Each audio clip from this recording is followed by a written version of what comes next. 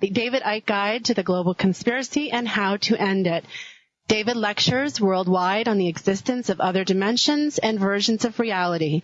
David's words are designed to inspire all of us to be who we really are, to fling open the door of the mental prison we build for ourselves, and to walk into the light of freedom. David is a former professional soccer player, journalist, network anchorman with the BBC, former spokesman for the British Green Party, and since 1990, a full-time investigator into who and what is really controlling the world. David writes in his newest book, and I quote, "It was in the 1980s that I began a conscious journey in search of answers. It has taken me to 40 countries and led me to knowledge, ancient and modern, which has shown me how many of the puzzle pieces fit. Only when the dots are connected can the picture be seen, and in this book I have pulled together 2 decades of research and experience to explain why something's not quite right. As always, it is a work in progress, and it takes a giant leap along the road to understanding the human condition and how we can change it." That is from David's latest book, The David Icke Guide to the Global Conspiracy and How to End It. For more information on David's latest research, to order any of his books, please visit his website, davidicke.com. Today's show is brought to you commercial-free by our sponsors, A Peaceful Place Massage and Wellness Center. For more information, please visit their website, apeacefulplace.com. Without further delay, it was with great honor and respect, I would like to welcome David Icke to the show. Hi, David. Hello, Hillary. Thank you for joining us all the way from the UK. Pleasure. It's a bit hectic at the moment here because I've just put in my nomination papers yesterday to stand for Parliament in an election, what we call a by-election, in one of the constituencies in Britain. The poll is on July the 10th, so it's really hectic. And I'm standing not to win because I have absolutely no desire to be a politician. It would completely destroy where I'm going. But because it's a by-election, it will get a lot and is beginning to get a lot of media coverage and mainstream media coverage. And what has happened is that the sitting MP, who's just a regular politician, has resigned his seat. Not that he had to, but he's resigned in protest at the gathering Big Brother state, which even he is now beginning to see is unfolding by the hour. And so he's standing to be re-elected on the whole subject or an issue of the Big Brother state. And I'm standing not against him, but with him, really, to point out that it's not just the British government that's bringing this in. It's happening all over the world, and it's centrally and globally coordinated. And there's so many more elements to it, not least those involving reality and consciousness, which people need to understand if we're going to stop the dark suits in jackboots from their ultimate goal of a centralized global Orwellian state. So it's an interesting kind of experience that I'm going through at the moment. It's hectic because what it's showing is that when people who think they have no power have their energy unleashed and their focus caught on something which they're passionate about, amazing things can happen. And I decided to stand for this election, which is being contested by political parties and, the general mainstream overwhelmingly about 3 days ago. And they will have, certainly this guy who's resigned will have had months and weeks and vast amounts of money. And in 3 days, an extraordinary, almost miracle has happened, in which this whole thing is coming together in amazing speed, because people who thought they had no power now realize they have once they start working together. So it's a real pleasure to see that happen. You talk a lot about that in your work, and I'm familiar with all of your books. I've read them all, and one of the things that you do talk about at length is people claiming their own power, as you say. Now, how do you think that that's changed over the years? I know you started working in this venue quite some time ago. What's your experience of that now? And I'm sure you've noticed it on a global level. when they start to take their power, what's the main thing that keys that starts the process? Well, for me, I see and hear people who talk about awakening and opening consciousness and all that stuff, and sometimes they can make it sound extraordinarily complex, complicated, and therefore difficult. But for me, the process is straightforward. It's not necessarily all simple and sweetness and light in the way it always plays out. I mean, I can talk forever about the challenges that I've had as I've gone through the journey, but the basic process is simple, in my view and my experience, and that is moving your point of observation, your point of sense of reality from identification with you as your name and your body and the image you see in the mirror in the morning, moving it from that to the sense of identity that you are infinite consciousness. You are all that is, has been, ever will be, all possibility, having an experience as your name, your body, the image that you see in the mirror, which is a vehicle for the real you to experience this reality.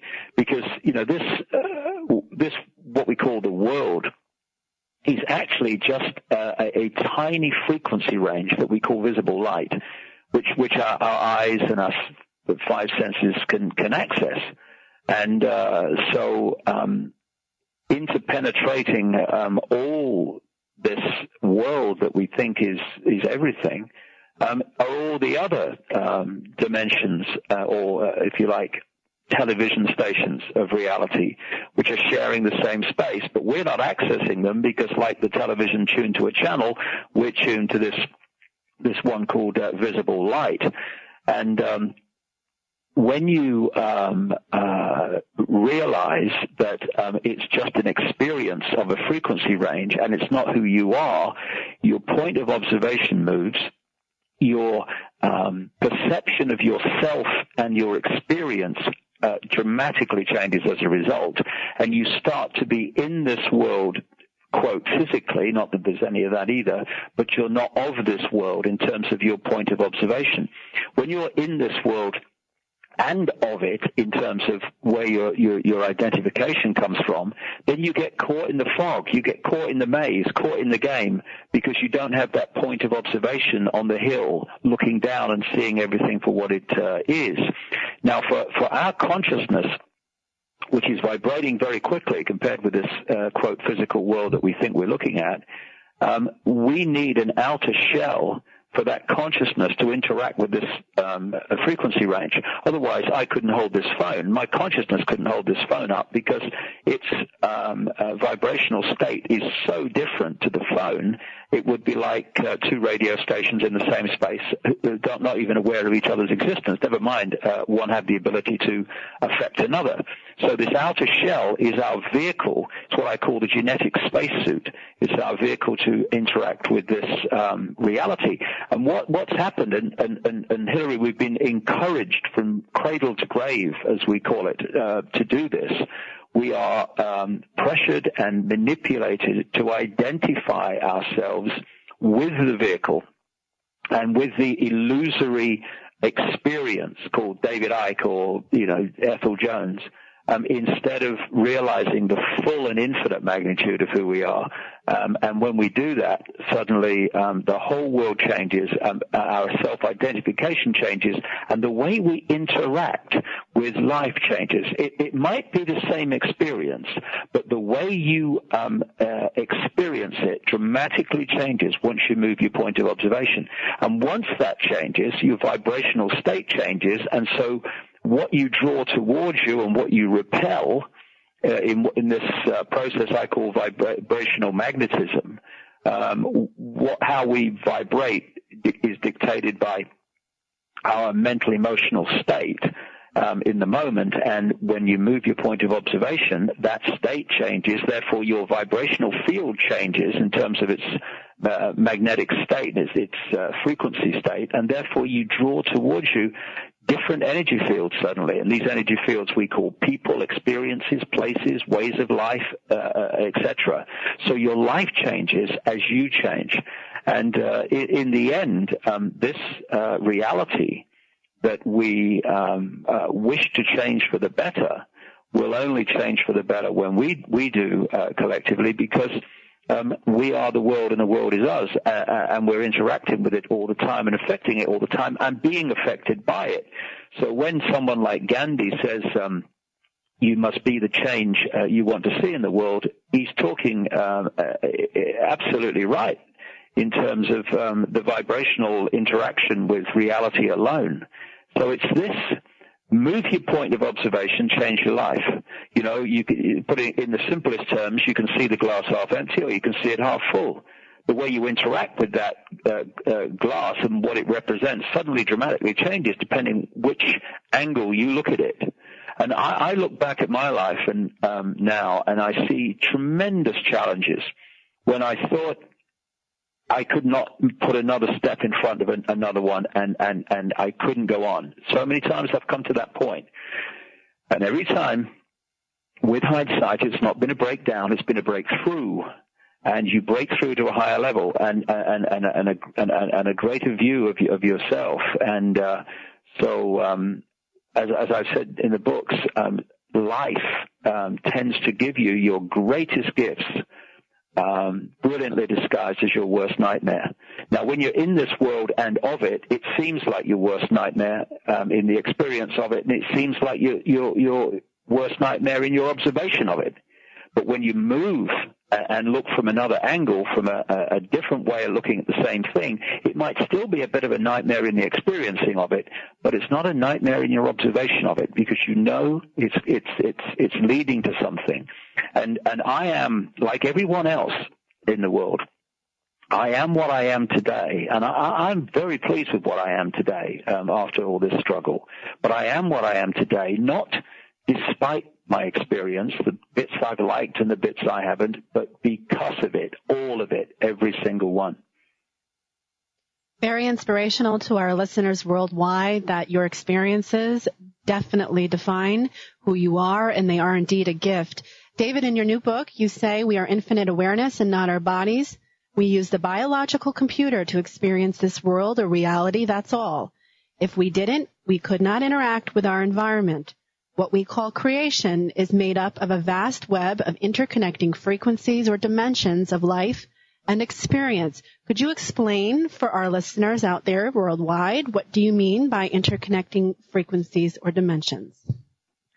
Well, when we look through our eyes, as I was saying a few minutes ago, we think, and understandably so, that we're looking at everything that is in the space that we're looking at. In fact, we're looking at a frequency range that the body, and I do describe it as a computer because it ticks every box as a computer, but obviously staggeringly more advanced than the one on your desk. And it's a receiver transmitter of information, and it's overwhelmingly a crystalline structure. Hologram it seems to be solid, but that's the decoding process. You know, the world only exists in our minds. It seems to project and exist outside of us, but actually it's all inside our minds. The projection outwards is just an illusion. And if you can imagine, I'm sitting here in this room now, and if it had the wireless internet, I would just see what I see now. But if I get a computer and I tune it into that wireless internet, I get the internet. I get the World Wide Web. And on my screen will be graphics and websites and texts and colors and pictures and all the rest of it. But the only place the internet exists in that form that we perceive to be the internet is actually on the screen. Everywhere else, it's electronic circuits, it's on-off electrical pulses, and it's wireless internet in the atmosphere, unseen, invisible to the eye, all around us. But that computer is decoding it into pictures and websites and all the rest of it. Now, in front of me now is a television. You say to someone, tell me about television. What's television? I say, oh, it's pictures on a screen, and it's film, and it's moving pictures, and all the rest of it. The only place that television exists in that form is on the screen. Everywhere else, it's electronic circuits and frequency fields, which the television decodes into the pictures. Now, our body computer is decoding the unseen, quote, matrix, the unseen reality, into holographic, apparently solid, but that's in the decoding process, not in the reality, as a solid world. And this starts to explain the conundrums and the mysteries that are bewildering mainstream scientists, even quite cutting-edge scientists. How does a world that appears to be solid, how come it's made up of atoms, which are anything but solid? I mean, atoms have no solidity, and yet they make up a solid world. How do they do this? It's a mystery, but it's not, because the world is not solid. You know, when people talk about shape-shifting, one of these oldest of themes in from the ancients forward, people think, you know, shape-shifting is impossible. Well, it is if the body is solid, but it isn't, and so it's not impossible. It's all an illusion, and so we are decoding reality on the basis of what we choose to decode from the, if you like, the cosmic worldwide wireless internet. And if you look at the Chinese experience, there are, of course, computers all over China that cannot access vast chunks of the internet because they are firewalled off by the authorities to stop the Chinese people accessing those parts of the the global web that they don't want them to see. Now, we are being manipulated in many and various ways that I document in the books to decode only a fraction, even within this reality, of what there is to decode. And when you see a cat or an animal, but, you know, a cat's a good example, reacting to empty space, or apparently empty space, what seems to be to us, and you say, what's wrong with the cat? The cat's gone mad. Nothing there. Stop it. And yet, to the cat, there is something there because it's accessing a wider visual frequency range than we're accessing. So it is seeing things that we're not seeing that are actually there. And the more that you squeeze the range of frequencies that the body computer is accessing, the less of infinite consciousness you are accessing, the more, what do we say of people? The more narrow-minded, narrow-banded, as I would put it, you become. And so when you begin to what we call wake up, which for various reasons is a perfect description, because basically the vast majority of people have been manipulated into a hypnotic trance. And when we wake up, the band of frequencies that we are decoding gets greater, and therefore our minds get bigger. We open our minds instead of having them closed as they were before. And this matrix, this cosmic wireless internet, if you like, is vibrating within a certain frequency range, much bigger than the one we're accessing, but we're accessing part of it. But in the same space, there are other dimensions of reality, other frequency ranges like radio stations, television stations, that are interpenetrating the same space as all the others. And when you get to radio stations close on the dial, you can get interference where one is interfering with the other. It's not absolutely sharp, but it's enough to interfere with it. And there are dimensions of reality very close to this one on the dial, if you like, that do interact and do interfere literally with reality here. We're just coming up to break, so Just for the webpage, you can go to capricornradio.com for the free archives and capricornmembers.com for the HD TV and MP3 archives. But for now, we're going to take a quick break and we'll be back in just a moment.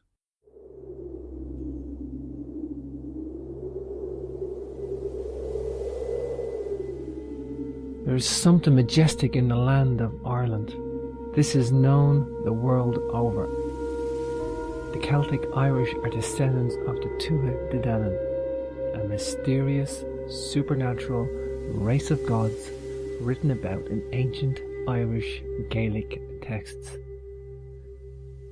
This is the basis for all Irish mythology, and our megalithic ancestors are interlinked with these peoples. You have a chance to come and see these monuments and temples for yourself. The megalithic landscape is rich in the realms of myth, legend and wisdom. Come see all this on the most spectacular Sacred Sites tour in March 2016. The Sacred Sites and Equinox tour is not to be missed. Tour highlights include Grillen of Ailloch Observatory, the Giant's Ring Henge and Dolmen, St. Patrick's Day special at St. Patrick's Ancient Chair, March 17th. Knockmany Passage Tomb linked to the Queen Maeve with special access. Beemore Temple Complex, Dunluce Castle, the Giant's Causeway, Beltany Stone Circle, Kilclooney Dolmen, and the Loughcrew Equinox Event Alignment. Of course, we will see the famous tombs of Newgrange, Noath and Doath, also Fornox Rock Art and Shamanic Chamber, Tara Hill Complex, and we're going to finish at the Tuatha De Danann's origins in the northwest of Ireland at Carrowkeel, dated 3500 BC, and the famous Carrowmore 5000 BC complex. Check out all the full itinerary on the Tours Events page for more details at jamesswagger.com.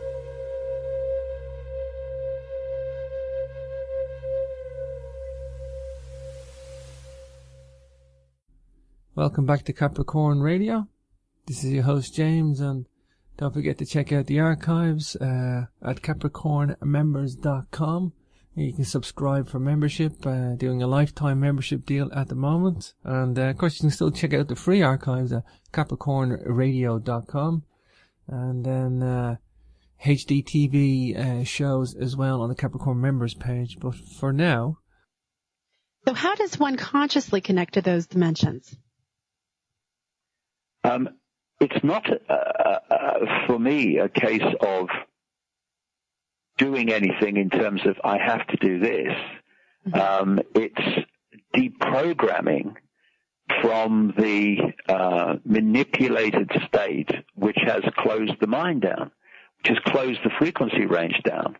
And I can only speak from personal experience, but when you do move your point of observation from I am the reflection in the mirror to I am infinite consciousness, you are moving your point of observation from within the narrow band to within I am infinite. And that in itself starts to affect the way the body interacts with its reality. And suddenly you're starting to access greater and greater bands of consciousness and awareness. Now, this doesn't mean that you'll necessarily immediately see what the cat can see, for instance.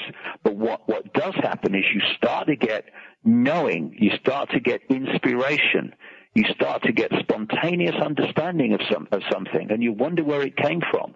Well, where it came from is you're now accessing a much wider band within all possibility, and therefore you're able to access awareness, intuitive knowing, as it expresses itself, through the conscious mind, which can give you a much greater fix on the world that you live in. You start to see things you didn't see before. You start to hear things, even though someone's saying something that appears to be saying one thing, you start to see what they're really saying without understanding why, but you can. You start to have intuition of what's going to happen before it happens. All this stuff can start to manifest once you open up the band that you are accessing, because you are becoming a bigger and bigger awareness, an expanded awareness all the time that this process goes on. And of course, once you start it, it starts a roll and continues. It's not just, you open up to everything. It's a process of expanding your mind more and more, but it just goes on and on and on. And it completely changes the way that you see yourself and the world. But of course, this is one of the challenges that comes from that, as I know from my own experience, although mine's rather more extreme, because I've done it in the public eye, which means you get, more ridicule than even normal. But once you start to expand your awareness, and you're not really expanding your awareness, because even those with concrete minds are infinite consciousness. It's just that their awareness of that has been disconnected. They've not been disconnected from being infinite consciousness. They are, whether they like it or not. It's the way things are. But it's their awareness of that which gets switched off and suppressed. And once that awareness is gone, so you enter, if you like, an energetic vibrational bubble, or an eggshell as I call it, in which you're operating on a fraction of the infinite that you are. But from that bubble eggshell perspective, from that narrow band of access frequencies, you see the world and everything. You see possibility in terms of limitation. The more that band you're accessing is squeezed, the greater your sense of limitation. So when you start to open your mind, and therefore you start to speak what you see and live your life in a way that expresses your expanded awareness, those who are in eggshell mode, which is still the vast majority, but it is changing, and it's changing ever faster, but those in eggshell mode will look at you and they'll think you're mad, you're crazy, you're strange, you're extreme, you're dangerous. I mean, I'm all of them, it would seem, from what's been thrown at me. And that's when the challenge comes. Am I now going to do, and what do we say? Am I now going to go back into my eggshell, or am I going to express my uniqueness and never mind what people think about me or whatever? That's the challenge. And if you keep going with that, your awareness goes on expanding because it can't do anything else, because you're breaking the eggshell. You're breaking that vibrational bubble that's keeping you from infinite awareness. And that is the challenge, to be unique in a world of uniformity, and the challenges that come from that. But it can be done, and it can be overcome. And if you do that, well, life becomes a joy instead of a toil. That's such a wonderful point to make, because I think a lot of us out there can relate to the fact that once you expand consciousness and your life begins to change, oftentimes what happens is one becomes very afraid of that change. And so they do indeed try to climb back into the egg, so to speak, and put themselves back into what they're familiar with, in a sense. I find very interesting, David, the comment that you make in your new book about our DNA is in fact our hard drive.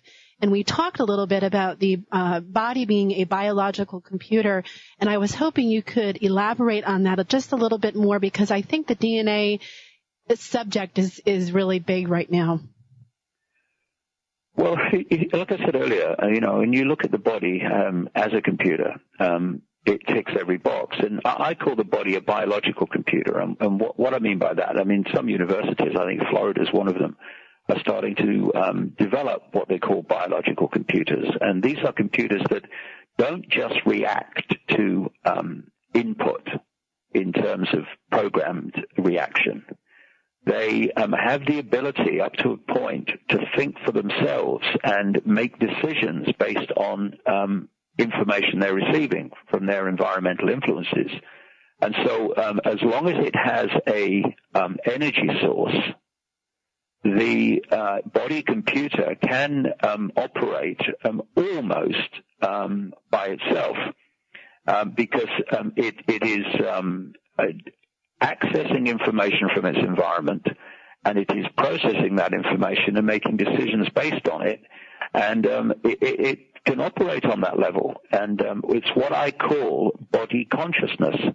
And I have to say, unfortunately, from my own observations, there are enormous numbers of people in the world, not least because of the way they're manipulated from start to finish, who are little more than body consciousness, where the programs of the body reactions are basically driving the bus. And consciousness of the infinite variety is basically almost a passenger. And people in body consciousness become very, very predictable, just like a computer software program is predictable. Press this button, this will be the outcome. And if you look at the way the body breaks down as a computer, first of all, you've got the Norton antivirus. What does Norton antivirus do in a computer? It protects the computer from attacks and viruses of various kinds. And if a new virus it comes into the computer, which the software has not been designed to react and to stop, then it can do enormous damage to the computer because Norton antivirus can't handle it. Well, we've got a Norton antivirus in the computer, body computer. It's called the immune system. And the immune system is exactly the same. When the Europeans brought smallpox to North America, the Native Americans couldn't handle it because they'd never come across it. Their immune systems didn't have the, if you like, the software to react to it. And one of the things that we're doing with these enormous numbers of vaccines we're giving to children before the age of 2 is destabilizing the Norton antivirus of the body computer while it's still forming and developing, which is complete insanity unless you know the agenda of the people behind it. Then you've got what they call in the computer, in the computer on the desk, the central processing unit. Now, what do computer geeks call the central processing unit? They call it the brain of the computer. Well, our brain is our central processing unit. Is that part of the body computer which is in charge of processing information, both sending out information and receiving information.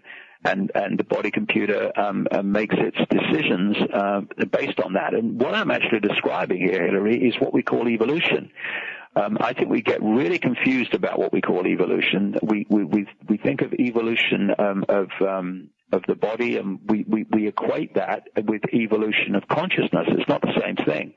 The evolution of the body comes by the body computer receiving environmental information, including experience, etc., and changing and reacting to meet that experience and those environmental influences. Now, when those environmental changes happen so fast that the computer can't react, we call that extinction. When the computer can react in time to a change to meet the environmental changes, we call that evolution.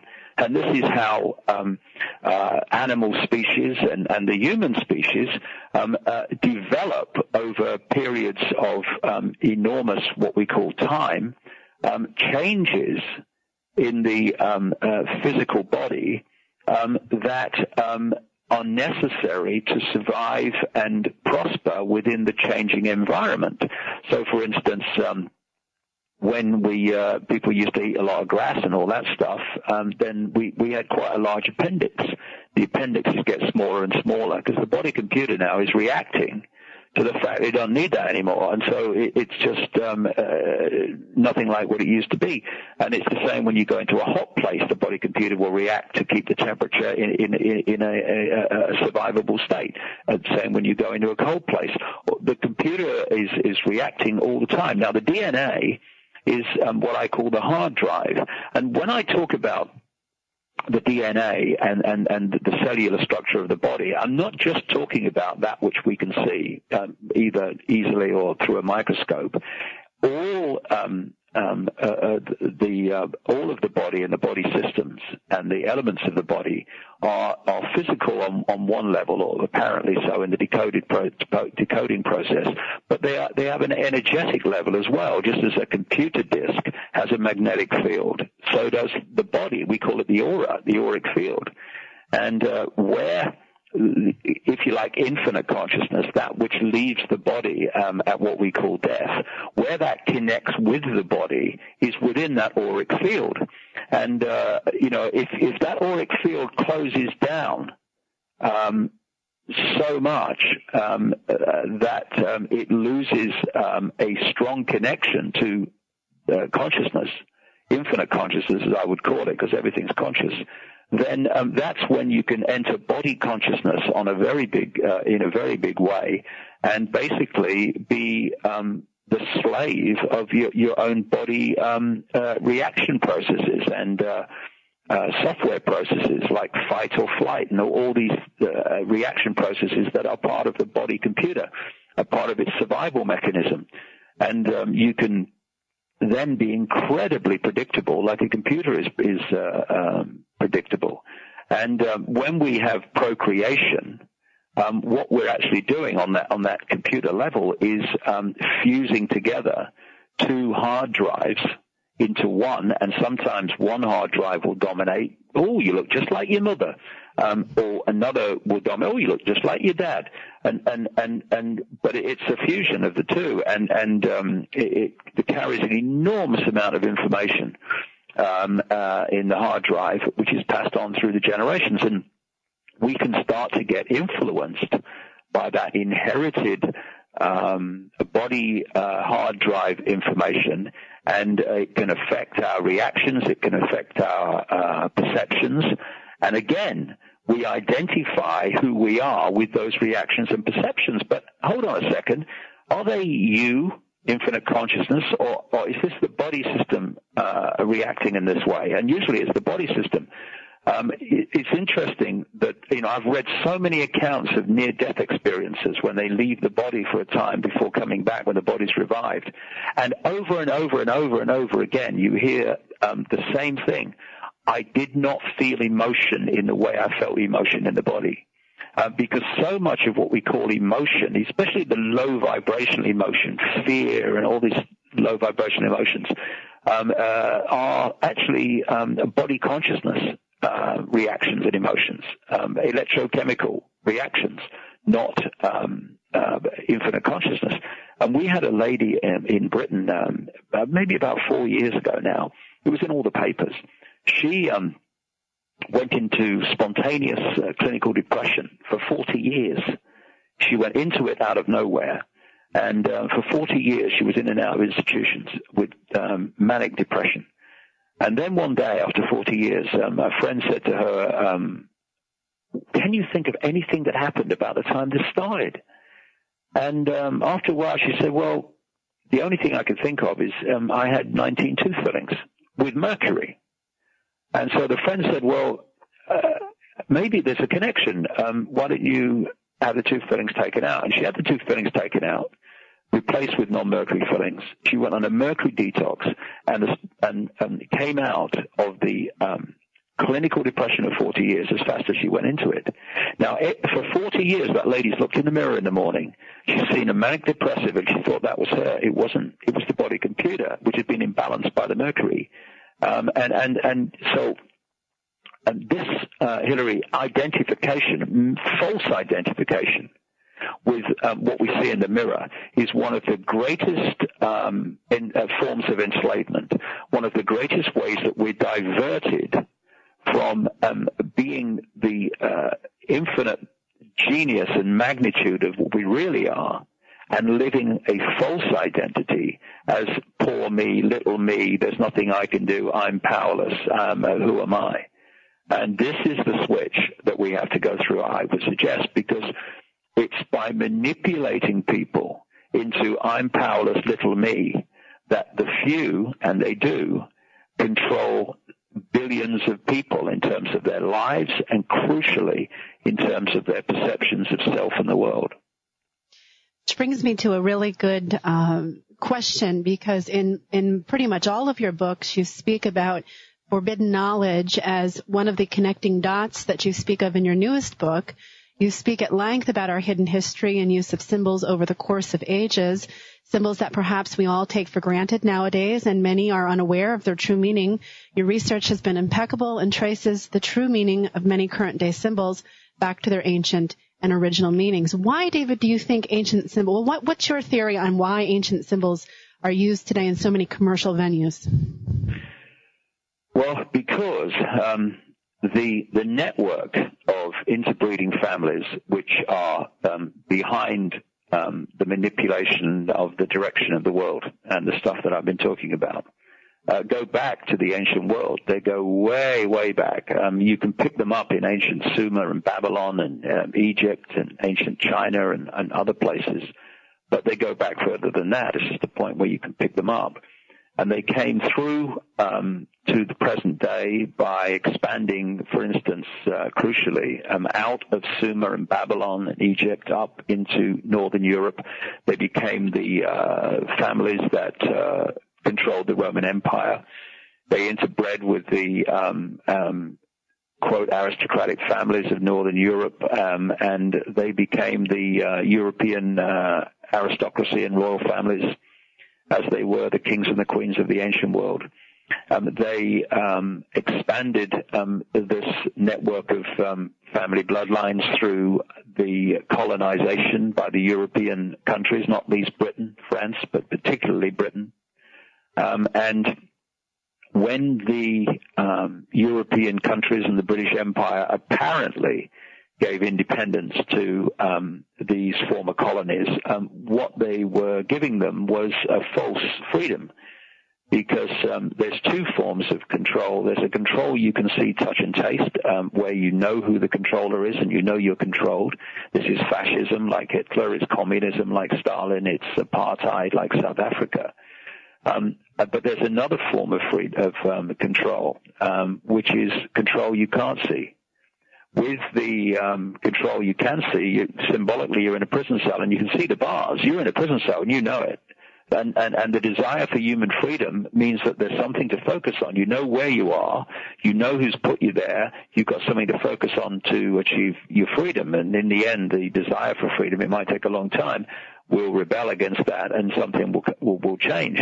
But the greatest form of control is control that you can't see, touch, and taste, where you have the belief that you are free, when actually your life and decisions and the direction of the world is being fundamentally controlled. And that's what happened when the colonial countries were apparently given their freedom, not just in North America, but Africa, Asia, all over the place. What these families did was leave the bloodlines out in those countries and the secret society network, which manipulates those people and their agents into the positions of power.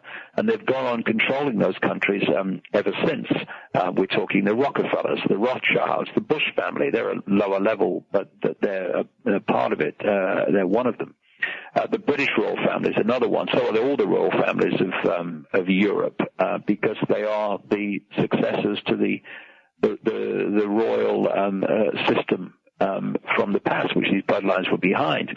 And also, as they pass through history, they have brought their symbols with them, and they've brought the same rituals, including human sacrifice rituals, and they continue to do the same ones today that they did before. Why? Because the outcome of those rituals, they understand, because they carry this knowledge of how rituals involving sound and colors and all this stuff can actually manipulate reality and can manipulate energy.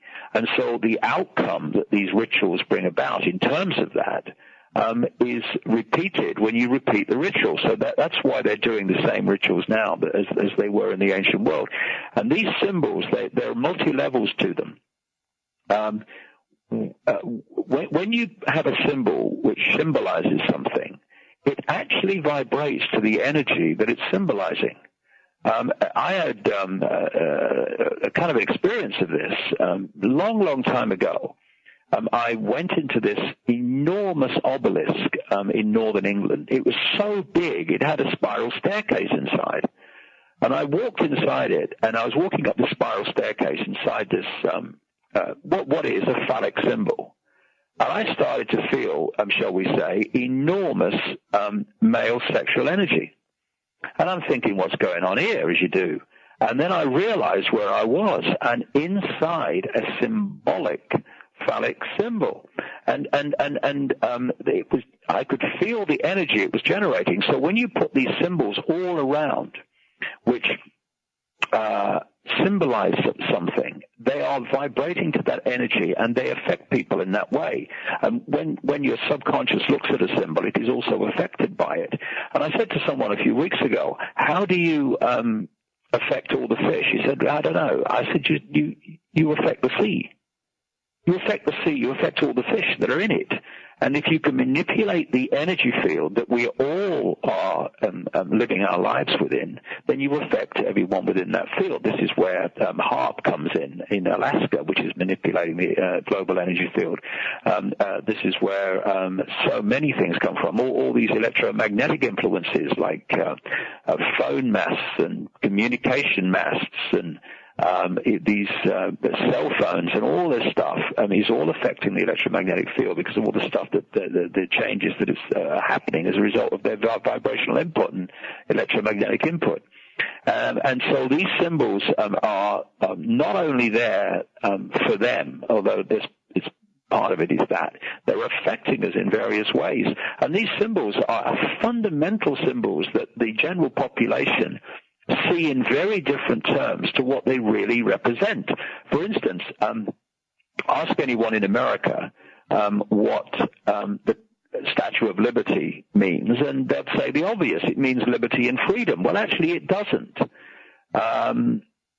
The Statue of Liberty was given to New York by French Freemasons in Paris who knew what it represented, and it was anything but freedom and liberty. On an island in the River Seine in Paris to this day is a mirror image of the Statue of Liberty. And on top of the Pont d'Alma tunnel where Diana died in the car crash, is a massive and exact replica of the flame held by the Statue of Liberty. The Statue of Liberty is actually a symbol of a Babylonian goddess called Queen Semiramis, also known as Ishtar or Istar. And in the ancient Babylonian religion, they had a trinity of Nimrod, the father god, who was symbolized as a lighted torch or flame. They had the virgin-born son symbol in Babylon, thousands of years before Christianity, called Tammuz or Ninus, who was said to be a reincarnation of Nimrod when he died to become the sun god Baal. In the myths. And Queen Semiramis gave birth to Tammuz, Ninus, the son of Nimrod, or the reincarnation of Nimrod, when Nimrod impregnated her with rays from the sun. Now, that is the virgin birth story, which later manifested in Christianity under different names. And they symbolized Queen Semiramis in Babylon as a dove. So when these bloodlines moved and relocated eventually into Rome and created the Roman Empire, and what else? The Christian church, the Roman church, they replaced the trinity of Father God Nimrod, Son of God Ninus, Tammuz, and Virgin Mother Queen Semiramis with Father, Son, Jesus, and Holy Ghost. Holy Ghost was the former Queen Semiramis point on the Trinity, and they symbolized the Holy Ghost to this day as a dove, which is the symbol of Semiramis in Babylon. And they took all the attributes of Queen Semiramis in Babylon and they gave them to Mother Mary in the Christian story. Through the Roman Church. So they called Queen Semiramis the Queen of Heaven. They called Mother Mary the Queen of Heaven, the Virgin Mother, and all the rest of it, all the same symbols. And so if you go into to London and the Mother Lodge of Freemasonry in London, which is the Mother Lodge that brought Freemasonry to North America, they put that Mother Lodge to this day in Great Queen Street in London, and Great Queen was one of the names for Queen Semiramis in Babylon. So when you see on the Statue of Liberty all the points around the head of the statue, that's how they symbolize Queen Semiramis in Babylon. And what is she holding? She's holding the lighted torch, the symbol of Nimrod.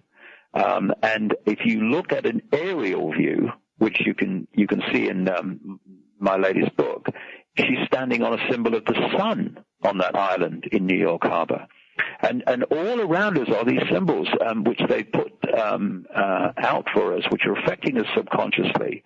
And one of the subconscious ways, we don't realize it consciously, although we do act consciously in reaction to it. One of the ways that we're affected subconsciously, if we allow it, is these symbols that they put all around us are actually symbols of control. And we can be affected by that if we submit to it. This sense of being controlled, this sense of being powerless. And again, we're being affected by that. You know, what I find very interesting, and you talk about this a lot, is that they put it out there in front of us all over the place. In fact, I was just down at Ellis Island a few weeks ago on a class trip with my kids, and one of the things that I noticed in one of the administrative buildings when you walk into Ellis Island is on the very top, as you walk through the door, is the globed sun. Yeah. And I found that very interesting. Yeah, it's extremely relevant, the sun, because if you go back to where you can pick these bloodlines up in the ancient world, they've always been sun and moon worshippers. Like Queen Semiramis was the moon goddess. And when you go through history, you keep seeing these goddess figures under different names. Well, history starts to make much more sense and become much simpler when you realize that all these different goddesses, which invariably are symbols of the moon goddesses, are actually just different versions of the ancient goddess of Babylon. Which is itself is probably a version of an even more ancient history of the symbol of the moon goddess. And you've got Nimrod, the father god in Babylon. He was the moon, the sun god. And so this sun-moon thing comes up all the time. And when you look at the religions, the major religions, be it Christianity, Judaism, Islam, whatever, Hinduism, you see this recurring foundation inspiration behind all the cover stories. And it's of the sun and moon worship and the sun and moon god and goddess of the ancient world, played out in different symbolic ways, using different names and different stories.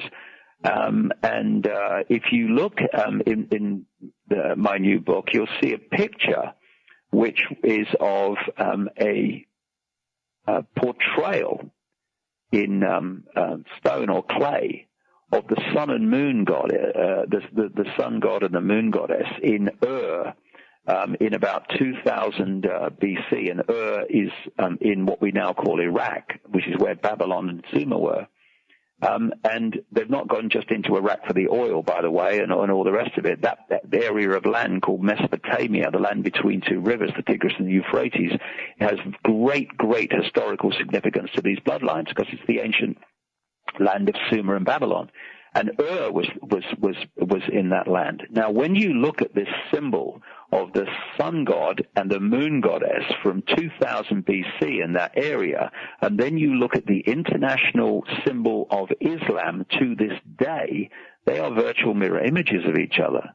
And within Christianity, there's enormous sun god and moon goddess symbolism. And when I was in Rome earlier this year, actually it was further back, last year now, the Vatican has this same symbol all the way through it. And of course it has, because the Vatican is not actually the Church of Rome. It's the Church of Babylon relocated.